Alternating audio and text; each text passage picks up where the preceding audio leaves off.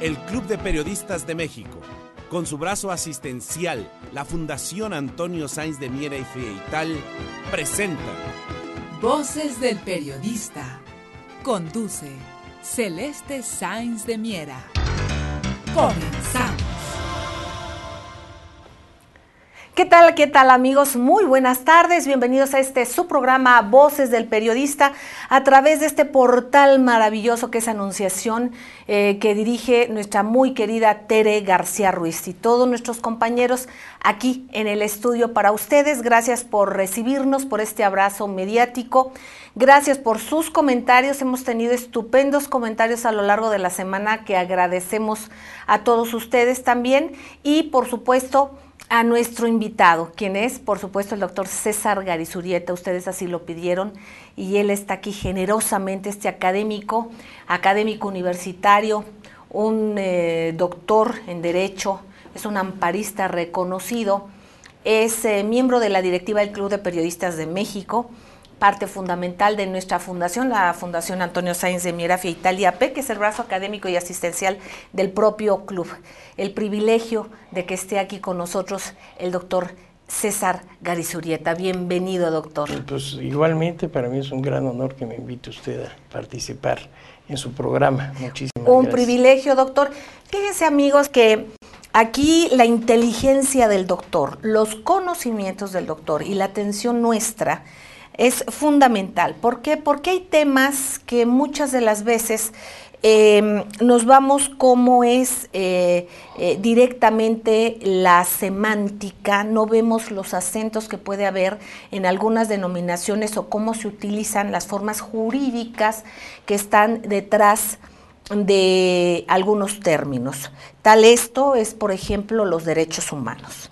Desde luego son un gran logro de la humanidad, por supuesto, y un instrumento de ayuda indiscutible en la lucha en contra de abusos autoritarios y de regímenes dictatoriales, etcétera, ¿no? Entre estos logros se cuenta y se subraya la abolición de pena de muerte, entre otros muchos, que ha caminado en una gran región del mundo donde esto se aplicaba. Y bueno, ha tenido mucho que ver en los derechos humanos. Pero vamos a ver que los derechos humanos luego confundimos, es una terminología jurídica, que es la Carta de los Derechos Humanos, con lo que son los derechos de la persona, del ser humano, digámosle así.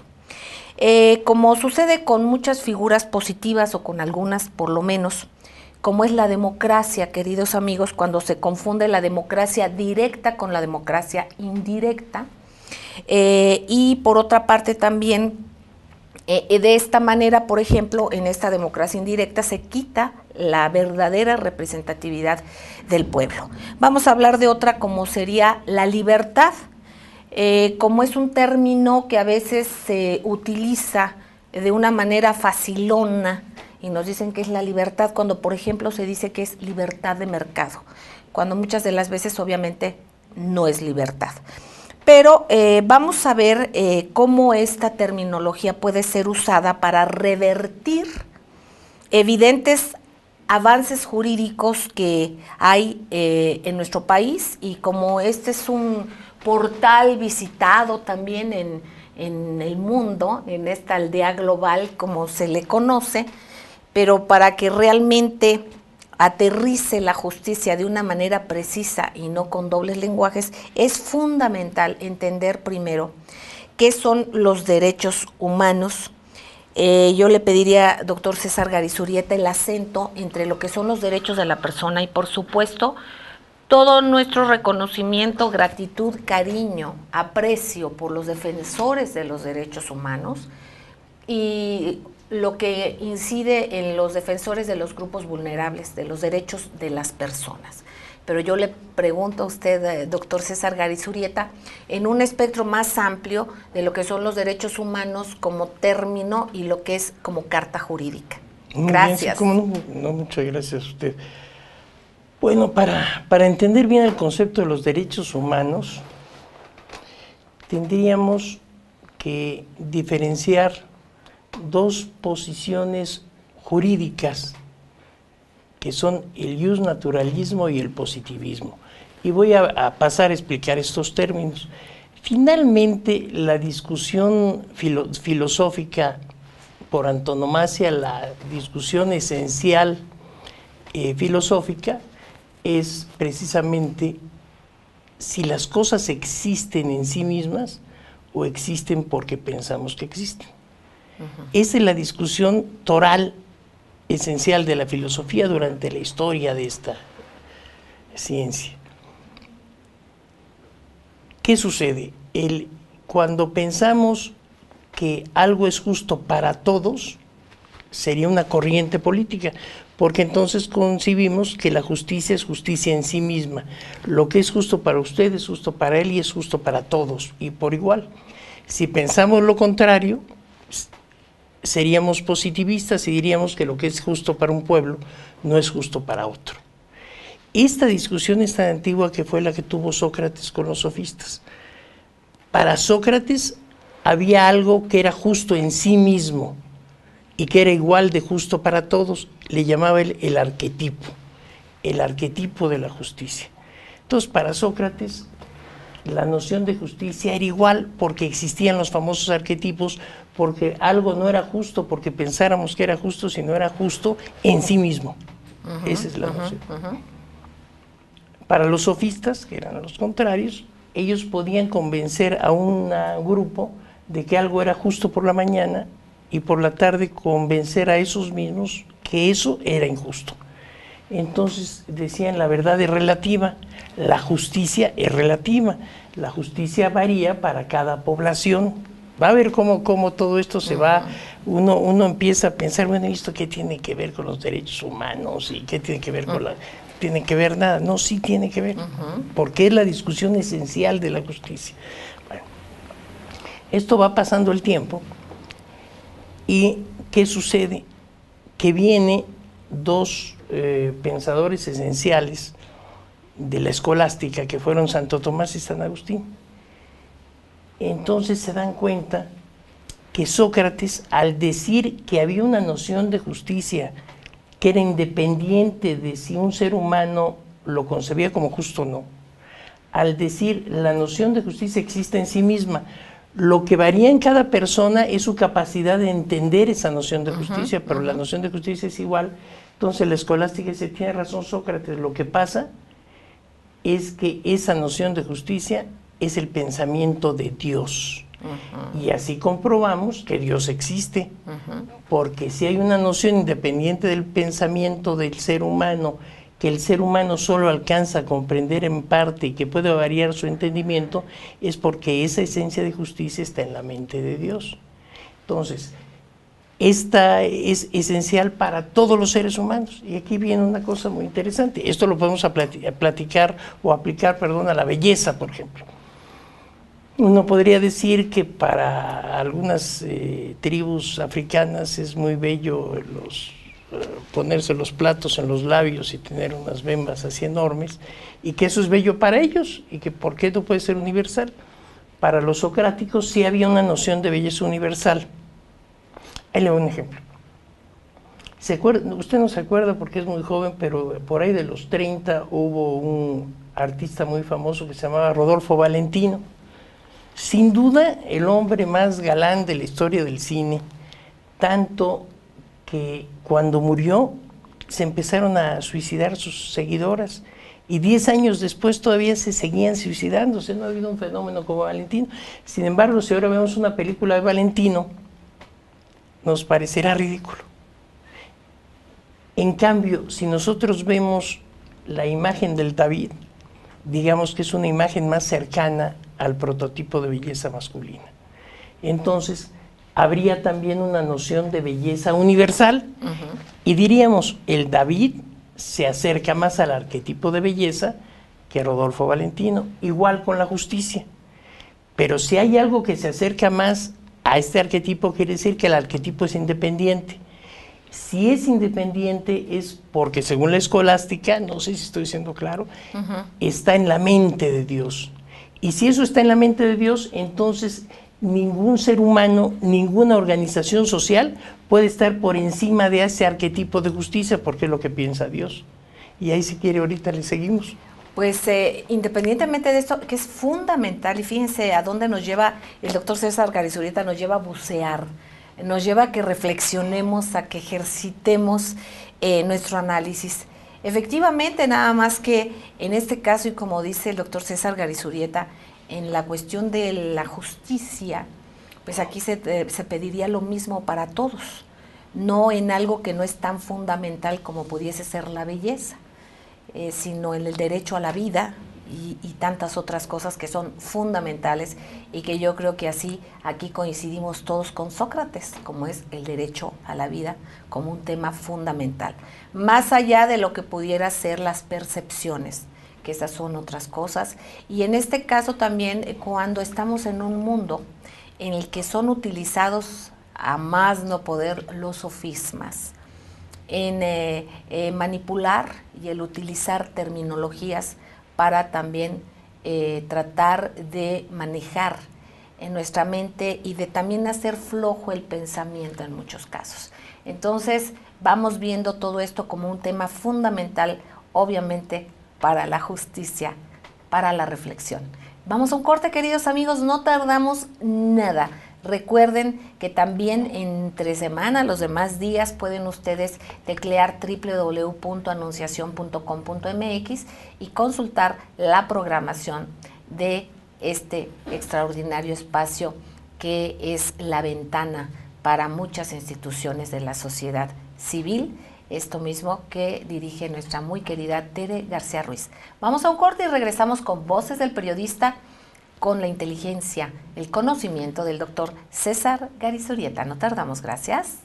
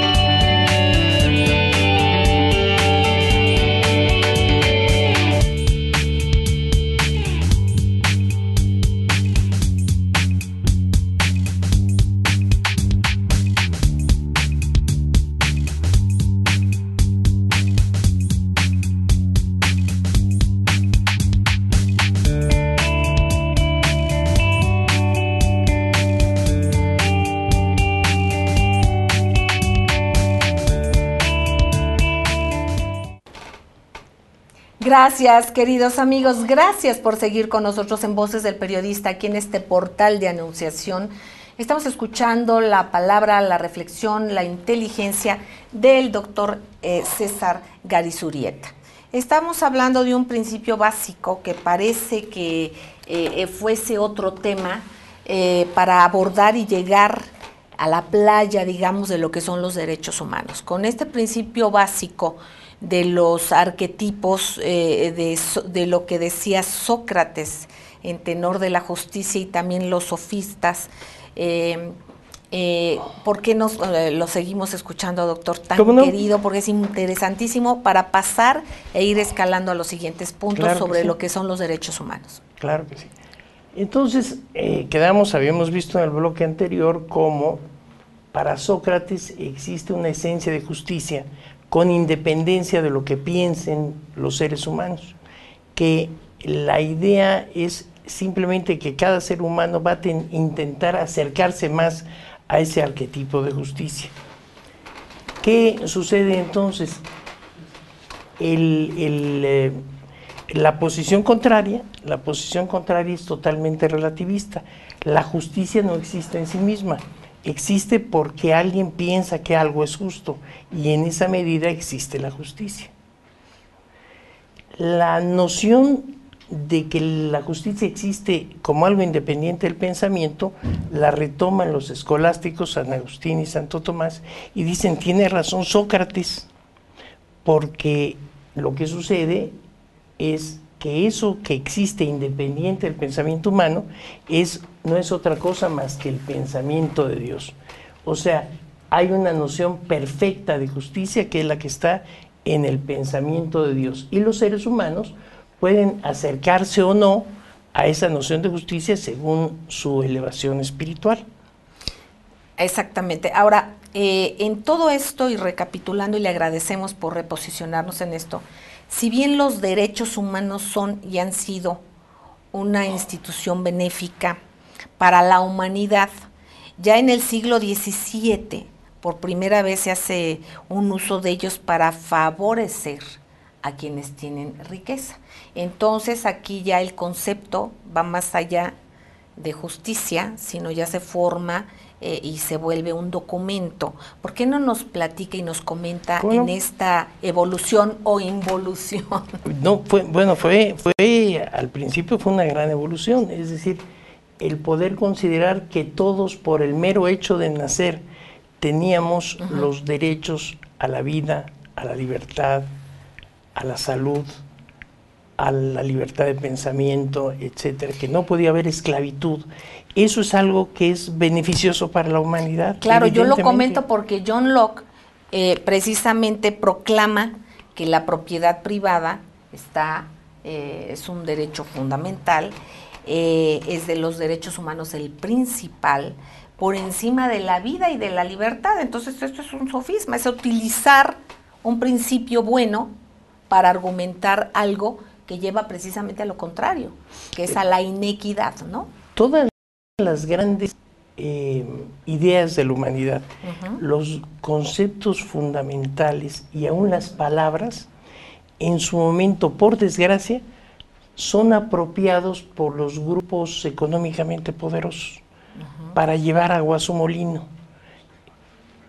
Ha sucedido lo mismo con el concepto de derechos humanos, como con el concepto de democracia. Un día podríamos hablar del concepto de la democracia, por ejemplo. Entonces, todo esto estaba muy bien hasta que por fin llega este joven Locke, que es sin duda uno de los personajes más perversos que ha hecho la humanidad.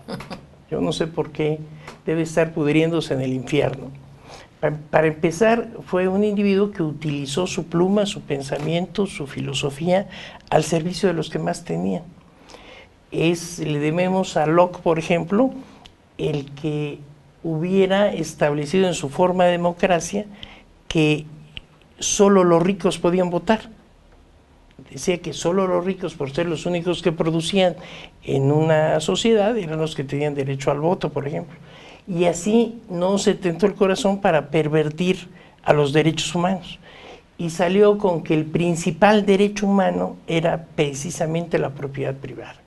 Decía él que la ambición humana era lo que inspiraba el progreso de la humanidad. Entonces, gracias a la ambición por poseer cosas, por adueñarse de cosas, por apropiarse, era lo que hacía que la humanidad fuera progresando. De modo que en realidad el principal derecho humano era la propiedad privada. Y esto desde luego agradó muchísimo a los propietarios. Y como generalmente los propietarios son los ricos, pues tuvo grandes patrocinadores y fue difundido profusamente. Conste que es un pensamiento contrario al de Rousseau, por ejemplo, que él, al revés, hacía suponer todos los males de la humanidad en la propiedad privada, en ese deseo ambicioso de apropiarse de las cosas. Entonces, vemos dos pensamientos contrarios, y fíjese lo que es la justicia histórica. Yo creo que es mucho más célebre Rousseau que Locke, pero a lo mejor en vida le fue mucho mejor a Locke que a Rousseau. Exactamente, además de que posteriormente también el derecho humano a la libertad ha sido víctima de confusiones. Por ejemplo, el liberalismo social de don Benito Juárez, por ejemplo, se convierte y se utiliza la palabra liberalismo, y ahora se dice liberalismo económico, y entonces hay un juego de palabras que tienen un peso específico, hay un peso emocional en el lenguaje. Entonces está siendo utilizado de una manera perversa para confundirnos, y gracias por llevarnos a la esencia del pensamiento y de ahí partir para analizar estos tópicos tan importantes. Y ya cuando es la Declaración de los Derechos del Hombre y del Ciudadano, aprobada por la Asamblea Nacional Constituyente Francesa del 26 de agosto de 1789, ¿qué es lo que va pasando, doctor? Bueno, estamos hablando de un parteaguas importantísimo que a lo mejor estamos viviendo ahora. ¿Por qué la Revolución Francesa es un parteaguas? Porque anteriormente la sociedad tenía un régimen feudal, un régimen jurídico feudal, donde, fíjese qué interesante, partían de que los hombres eran desiguales para consagrar los derechos de los que habían nacido nobles, que no eran otros más que los guerreros. Los grandes pensadores han pasado a la historia, a lo mejor por tener un pensamiento genial, uno solo. Y con eso ya todo lo demás pasa a segundo término. Carlos Marx se da cuenta de que el verdadero motor de la historia no es el pensamiento, sino la economía. De modo que, por ejemplo, si antes pensamos que la Revolución Francesa era Diderot, era Rousseau, etcétera, Voltaire, los que habían pensado en la Revolución Francesa, él enseña que no es así, que son motores económicos. ¿Cuál era ese motor económico? Que los comerciantes y los industriales franceses se habían enriquecido terriblemente porque habían producido y comerciado con España, que tenía mucho oro y mucha plata que le había traído de Europa. Es decir, había un exceso de demanda de productos que le habían servido los comerciantes y los industriales. Y esto hizo que se posicionaran económicamente por encima de la nobleza francesa. Entonces, por eso es, dice Marx, y no por las ideas de libertad, igualdad, etcétera, que surge la Revolución Francesa. Pero ¿qué sucede con estos derechos humanos? Que si anteriormente el derecho reconocía que había unos que nacían distintos y poderosos, que eran los nobles, ahora se habla del derecho del ciudadano a ser iguales todos. Y entonces dicen los de la Revolución Francesa, nosotros somos iguales todos los seres humanos. Y hacen un nuevo derecho, que es el derecho liberal francés. Y además, desde luego hablan de que el hombre nace libre y tiene, por tanto, ese derecho. Ese es otro gran derecho humano que debe tomarse en cuenta. Pero, ¿qué sucede? La Revolución Francesa no es una revolución popular, no la hace el pueblo. Para orgullo de nosotros, la primera revolución popular en la historia de la humanidad es la Revolución Mexicana, es decir, 200 y pico de años después. En esta revolución, los que hacen la revolución son los comerciantes y los industriales, y son los que están interesados en la igualdad y en la libertad. Pero esa igualdad se convierte en igualdad en la contratación, y esa libertad se convierte en libertad de mercado. es decir, en una sociedad donde la gente va a nacer igual, pero dependiendo de sus capacidades se va a colocar en distintos estratos de la sociedad. Aquí. Y además, algo muy importante, no va a bastar ser un gran escritor, un gran periodista, un gran músico. Es necesario ser un gran escritor y un gran comerciante, un gran periodista y un gran comerciante, un gran músico y un gran comerciante. Esto va a ser una sociedad, como además la ley fundamental de la libertad de contratar, por último, nada más para que se vea dónde queda la cosa, en Inglaterra se pactaba que los niños debían aceptar quitarse los dientes para que comieran menos cuando trabajaban a las minas. Entonces a todos los niños les quitaban todos los dientes y era legal porque estaba en un contrato. Entonces es necesario que surja un nuevo tipo de derecho. Queridos amigos, sensacional escuchar al doctor César Garizurieta. Análisis de fondo. Vamos a un corte y no tardamos. Gracias.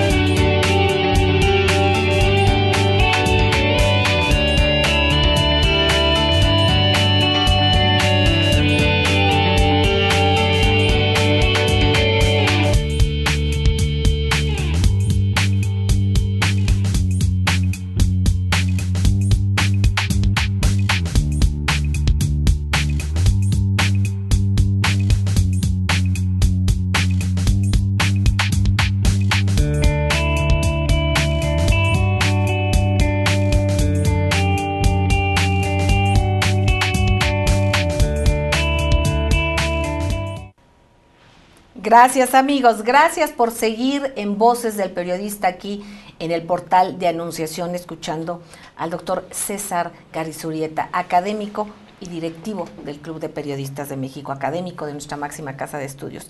Agradezco enormemente a nuestros compañeros, ustedes no los ven, pero no estaríamos aquí sin su apoyo. Gracias Rafael Melgar Álvarez, Hilario Ramírez Vergara, Adolfo González García, Alejandro Sánchez Galván, Marcos Velázquez Larios, Bernardino Cervantes Ruiz, gracias Chucho Arismendi, todo ese equipo de nuestra entrañable Tere García Ruiz y de este portal maravilloso.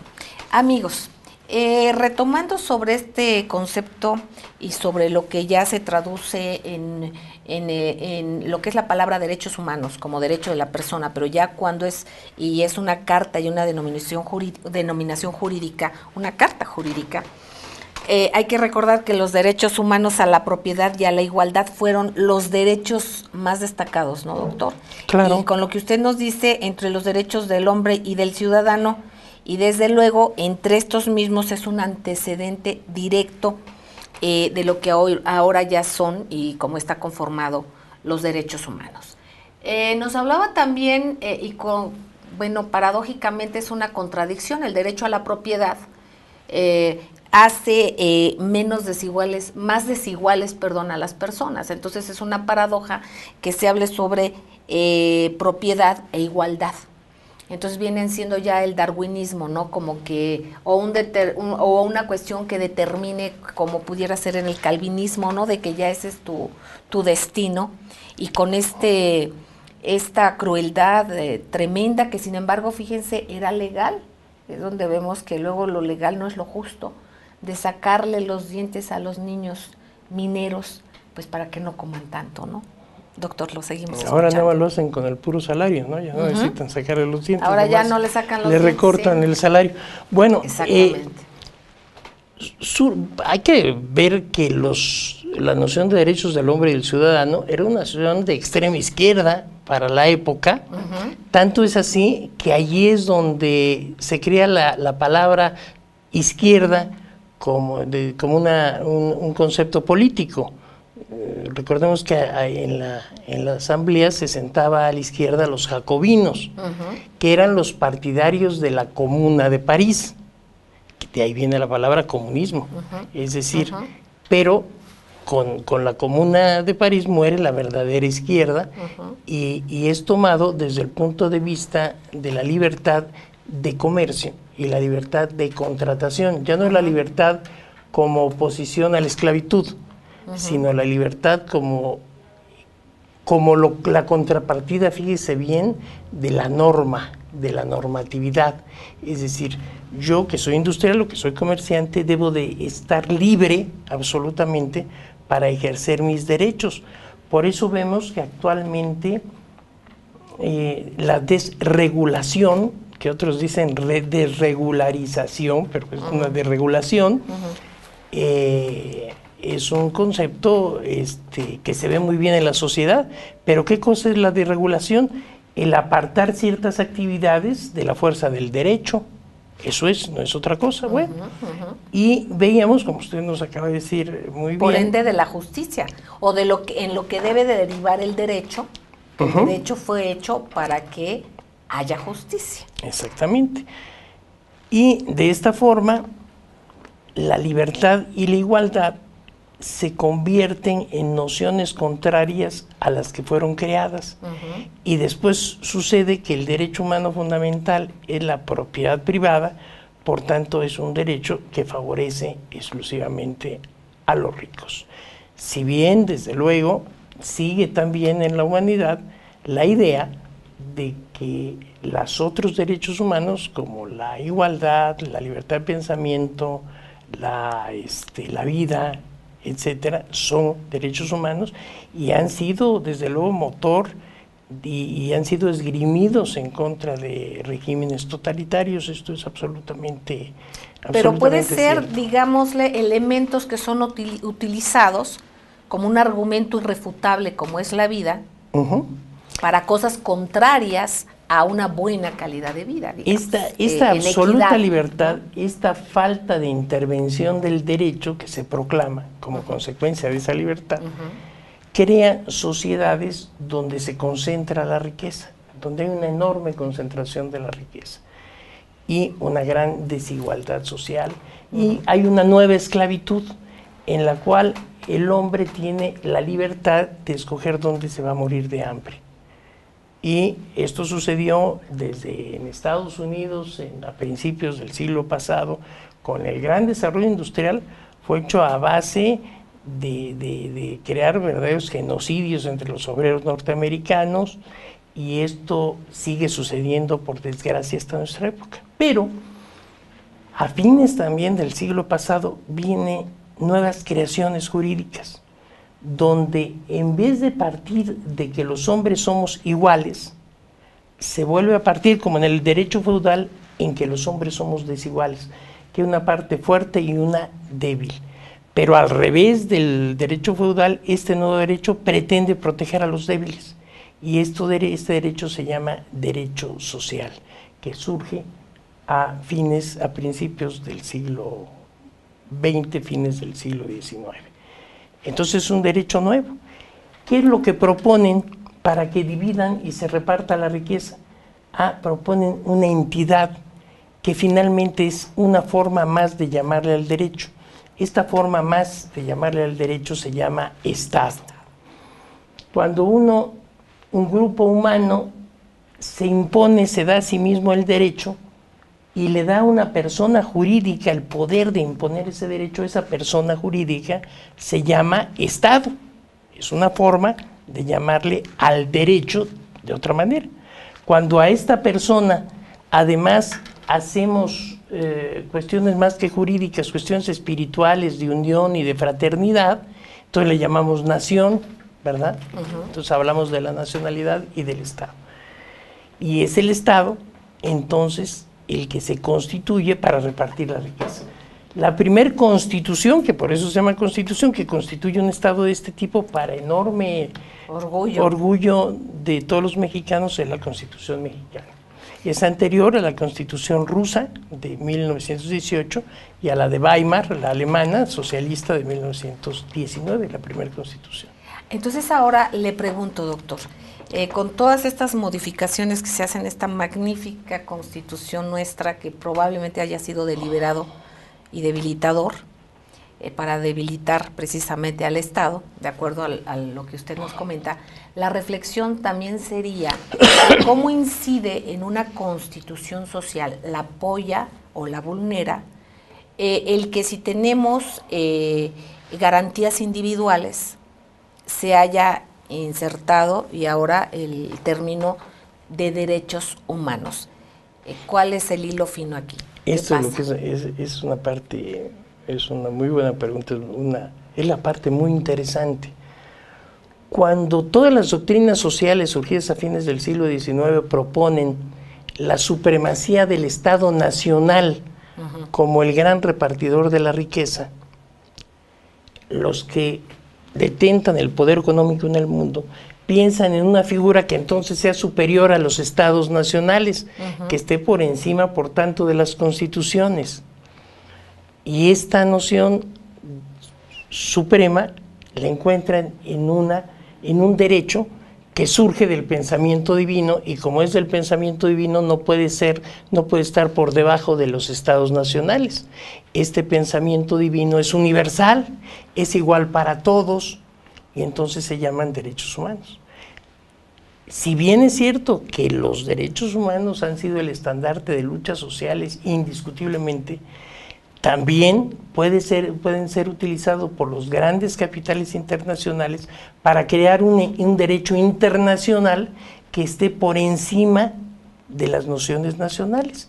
Nosotros, precisamente, el constituyente de 17, y eso viene, la otra vez me lo señalaba don Mario Méndez Acosta, eso viene en los debates de la Constitución de 17, precisamente para que no vinieran los extranjeros a hablarnos de propiedad privada, de que no podíamos lesionarle con la propiedad social y la propiedad nacional que establece la Constitución, para que no nos vinieran a decir, oye, con esto no me puedes lesionar mi derecho a la propiedad privada porque es un derecho humano. Precisamente por eso no usamos la noción de derechos humanos y le llamamos aquí en México garantías individuales. Exacto. Y son dos conceptos distintos. Es muy interesante cómo antes de la última reforma a la Constitución, durante 20 años, los principales juristas de este país nos vinieron a tomar el pelo, diciéndonos que garantías individuales y derechos humanos es lo mismo. No. Yo recuerdo a un rector por ahí, a un defensor, un presidente de la Comisión de Derechos Humanos decir, no se hagan bolas, no se preocupen, derechos humanos y garantías individuales son lo mismo. No son lo mismo. Claro. Diferencias. en el derecho humano, como es superior, su contraparte, el contrario, es el Estado. ¿Por qué el Estado? Porque era el que había propuesto las doctrinas sociales que dividiera, que repartiera el dinero. Incluso pero un ejemplo facilísimo de entender es, por ejemplo, cómo una de las partes en las que debe aplicarse el Estado y por la que pagamos impuestos es precisamente para que haya una redistribución de la riqueza y que haya equidad, que además de que haya servicios para todos, también haya servicios sociales para todos, como es la salud, la educación, en fin, todo esto que nos debe de llevar a la equidad. Y entonces, ¿qué está pasando ahora? Precisamente en estos términos que también se puede aplicar el que haya quienes no paguen los impuestos o se les condonen de alguna u otra manera, utilizando o argumentando, si no esto mismo, si algunos, digamos, como muletas, digamos, jurídicas que inciden y que tienen que ver con esto que nos está diciendo, ¿no? Como un ejemplo fácil para todos. Si el Estado es el que va a imponer los impuestos y yo menciono derechos humanos, me estoy acogiendo a un régimen por tanto superior al Estado. Exacto. Esa es la idea y ese es el argumento cuando se quiere usar los derechos humanos en contra de los intereses populares. Entonces nuestra Constitución, decíamos, no previene derechos humanos, previene garantías individuales. Uno, en el derecho humano la contraparte es el Estado. En la garantía individual la contraparte es el gobierno. El que me va a proteger en el juicio de amparo es el Estado, pero yo al contrario no le llamo Estado, le llamo autoridad responsable, o sea que es una parte del gobierno que está dotada de autoridad. Si nosotros vemos la ley y el orden, oímos que dice, porque ellos llevan un régimen de derechos humanos, dice el Estado contra fulano de tal, no es la autoridad fulana contra el gobernado, es el humano contra el Estado. Entonces, ¿qué sucede? Hay una diferencia toral en la noción de garantías individuales, no derechos humanos. Es justo lo que el pueblo considera que es justo. Es decir, a mi nación, a mi pueblo, a mi país, tú no le puedes imponer del extranjero lo que él considera que es justo. Por tanto, si a un derecho humano como la propiedad privada se le imponen las modalidades que dicta el interés público, así dice el artículo 27, eso debe de ser así, y no me puedes imponer ningún otro derecho desde el extranjero. Exactamente, cómo ambicionar la propiedad privada del agua, la propiedad privada de recursos naturales, cualquiera que fuese, efectivamente, y el que, tocando el doctor este tema fundamental del amparo, dígame usted, en el cual se protegía de principio, un principio toral del amparo como estaba, era suplir las deficiencias del quejoso. ¿Por qué? Porque estaba lesionado y muchas de las veces precisamente no tenía el recurso para defenderse. Entonces se tenía la obligatoriedad de suplir estas deficiencias por parte del Estado o de este ente, digamos, protector, ¿no? Así es. Y ahora, ¿cuál es la variedad que hay en lo que toca al amparo, por ejemplo? Ahora es el estricto derecho, que como yo digo, el estricto derecho es otra cosa más que para poder ganar un amparo necesitas tener la razón, saber cómo pedirlo y que te lo quieran dar. Entonces necesitas un abogado de los que muchas de las veces... y sobre todo que haya relaciones, Aquí lo importante... Relaciones y dinero. Son las relaciones. Relaciones y dinero, y entonces vamos a ver dónde queda la equidad y cómo podemos, o si es justo tratar igual a una persona que defiende un bien común o que se defiende de alguna cosa de injusticia que se le aplicó, si puede estar en igualdad de circunstancias que la defensa de una empresa, porque además ahora las personas ya no solamente somos físicas, sino son las personas morales, que son las empresas, y son consorcios que cada vez son más grandes, como usted lo decía, ya son consorcios internacionales. Muchas personas, cuando uno les pregunta qué es el socialismo, contestan un régimen donde todos somos iguales. Y es exactamente lo contrario, es un régimen que parte de que todos somos distintos. que somos unos fuertes y otros débiles para proteger al más débil.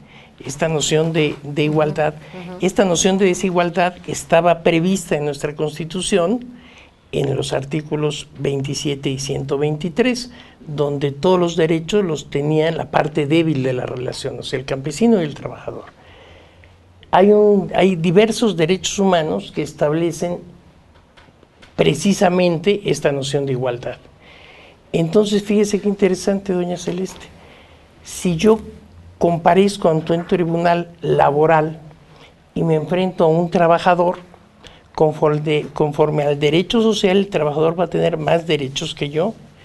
Corresponde al patrón probar de cuánto tiempo era la jornada, cuánto trabajó, de cuánto era su sueldo, qué antigüedad tenía. Pero si esto lo vemos desde el referente de las convenciones internacionales de derechos humanos, resulta que esto es contrario a los derechos humanos, porque el patrón tendría que ser considerado como igual frente al trabajador. Entonces vemos cómo esto que en el inicio es desde luego una institución pía, una institución piadosa para la humanidad, tomado por los más poderosos económicamente, puede ser utilizado también para abrogar el derecho social, para dar término al derecho social. ¿Por qué? Porque el derecho social está basado parte de la igualdad y el otro parte de la desigualdad. Doctor, como una situación ya para quedarnos en cómo aterrizan los diferentes poderes, aquí estaría el legislativo y el judicial, pero algo importantísimo es que la Suprema Corte de Justicia ya ha aceptado en jurisprudencia que los tratados internacionales están por encima de las leyes del Congreso de la Unión. Entonces esto es muy delicado.